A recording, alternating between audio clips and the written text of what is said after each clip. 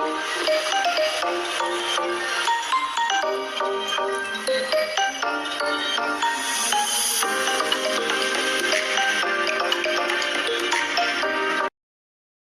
Everyone, welcome back to my YouTube channel.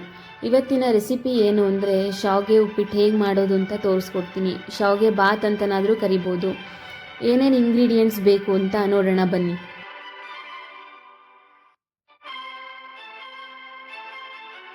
ಇದಕ್ಕೆ ಮೇಯ್ನಾಗಿ ಏನೇನು ಬೇಕು ಅಂದರೆ ಹಸಿಮೆಣಸಿನ್ಕಾಯಿ, ಕ್ಯಾಪ್ಸಿಕಮ್, ಟೊಮ್ಯಾಟೊ ಮತ್ತು ಸ್ವಲ್ಪ ಚಿಕ್ಕದಾಗಿ ಹೆಚ್ಚಿರುವಂಥ ಈರುಳ್ಳಿ.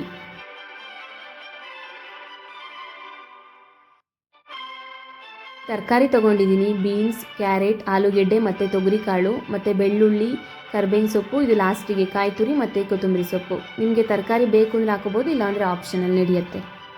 ಇಲ್ಲಿ ನಾನು ಮೊದಲನೇದಾಗಿ ತರಕಾರಿಗಳನ್ನ ಬೇಯಕ್ಕೆ ಇಟ್ಕೊಂಡಿದ್ದೀನಿ. ಬೇಯಿಸ್ತೀನಿ ಫಸ್ಟು. ಒಂದು ಮುಕ್ಕಾಲು ಭಾಗ ಬೇಯಿಸ್ಕೊಳ್ಳೋಣ. ಯಾಕೆಂದರೆ ನಾನು ಆ ಬೇಯಿಸಿರೋವಂಥ ತರಕಾರಿಗೇ ನಾನು ಶಾವಿಗೆನ ಆ್ಯಡ್ ಮಾಡ್ತಾಯಿದ್ದೀನಿ. ಅದನ್ನು ಶಾವಿಗೆ ಮತ್ತು ತರಕಾರಿ ಎರಡನ್ನೂ ಒಟ್ಟಿಗೆ ಬೇಯಿಸ್ಕೊಳ್ಳೋಣ.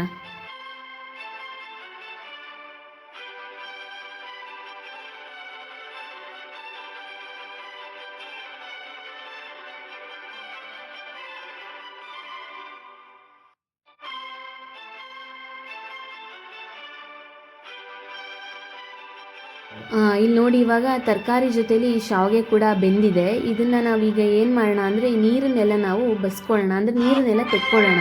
ನೋಡಿ, ಈ ಥರ ಬೆಂದಿದೆ. ಇವಾಗ ಆಲ್ಮೋಸ್ಟ್ ಎಲ್ಲ ಬೆಂದಿದೆ. ತರಕಾರಿ ಕೂಡ ಬೆಂದಿದೆ ಶಾವಿಗೆ ಜೊತೆಲಿ.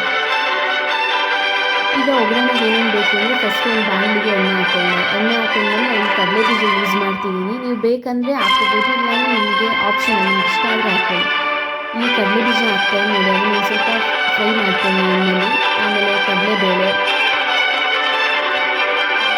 ಸ್ವಲ್ಪ ಜೀರಿಗೆ, ಸಾಸಿವೆ ಸ್ವಲ್ಪ ಫ್ರೈ ಆಗಲಿ ಹಾಗೆ ಎಣ್ಣೆಲಿ. ನೆಕ್ಸ್ಟು ಇದಕ್ಕೆ ಕರ್ಬೇವಿನ ಸೊಪ್ಪು ಹಾಕ್ತಿದ್ದೀನಿ, ಬೆಳ್ಳುಳ್ಳಿ, ಕರ್ಬೇವಿನ ಸೊಪ್ಪು, ಇಲ್ಲಿ ಕ್ಯಾಪ್ಸಿಕಮ್ ಹಾಕ್ತಾಯಿದ್ದೀನಿ. ಒಗ್ಗರಣೆಗೆ ಕ್ಯಾಪ್ಸಿಕಮ್ಮು ಮತ್ತು ಹಸಿಮೆಣಸಿನ್ಕಾಯಿ ಇದನ್ನೆಲ್ಲ ಸ್ವಲ್ಪ ಚೆನ್ನಾಗಿ ಫ್ರೈ ಮಾಡ್ಕೊಳ್ಳೋಣ.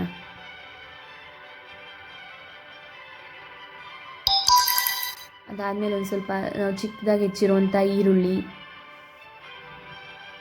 ಇದೆಲ್ಲ ಸ್ವಲ್ಪ ಫ್ರೈ ಮಾಡ್ಕೊಳ್ಳೋಣ ಚೆನ್ನಾಗಿ. ಸೇಮ್ ನಾವು ಇದನ್ನು ಚಿತ್ರಾನ್ನ ಹೇಗೆ ಒಗ್ಗರಣೆ ಮಾಡಿಬಿಟ್ಟು ಹಾಕ್ತೀವಿ ಅದೇ ಥರ. ನೆಕ್ಸ್ಟ್ ನೋಡಿ, ಟೊಮ್ಯಾಟೊ ಆ್ಯಡ್ ಮಾಡ್ತಾಯಿದ್ದೀನಿ. ಇದನ್ನು ಸ್ವಲ್ಪ ಚೆನ್ನಾಗಿ ಫ್ರೈ ಮಾಡ್ಕೊಳ್ಳೋಣ. ಇದಕ್ಕೆ ಅರಿಶಿನ ಪುಡಿ, ಸ್ವಲ್ಪ ಅರಿಶಿನ ಪುಡಿ ಹಾಕ್ಕೊಂಡು ಮತ್ತೆ ನಾನು ಇನ್ನೂ ಫ್ರೈ ಮಾಡ್ಕೊಳ್ತಾ ಇದ್ದೀನಿ ಚೆನ್ನಾಗಿ. ನೋಡಿ, ಇದಕ್ಕೆ ನಾನು ಫುಲ್ ಇದೆಲ್ಲ ಒಗ್ಗರಣೆ ಎಲ್ಲ ಇದು ಹಾಕಿರೋದೆಲ್ಲ ಬೆಂದಿದೆ. ಇದಕ್ಕೆ ನಾನು ಬೆಂದಿಸಿರೋವಂಥ ತರಕಾರಿ ಮತ್ತು ಶಾವಿಗೆನ ಆ್ಯಡ್ ಮಾಡ್ತಾಯಿದ್ದೀನಿ, ಹಾಕ್ಕೊಳ್ತಾ ಇದ್ದೀನಿ. ನೋಡಿ, ಶಾವಿಗೆ ನೋಡಿ ಎಷ್ಟು ಉದುರಾಗಿದೆ. ನೋಡಿ, ಇದನ್ನೆಲ್ಲ ನಾವು ಚೆನ್ನಾಗಿ ಮಿಕ್ಸ್ ಮಾಡ್ಕೊಳ್ಳೋಣ. ಉಪ್ಪು ಹಾಕಿದ್ದೀನಿ, ನಿಮಗೆ ರುಚಿಗೆ ತಕ್ಕಷ್ಟು ಉಪ್ಪು. ಇದನ್ನ ಚೆನ್ನಾಗಿ ಮಿಕ್ಸ್ ಮಾಡ್ಕೊಳ್ಳೋಣ. ಲಾಸ್ಟಲ್ಲಿ ಕೊತ್ತಂಬರಿ ಸೊಪ್ಪು ಮತ್ತು ತುರಿದಿಟ್ಕೊಂಡಿರೋ ಕಾಯಿ ತುರಿ,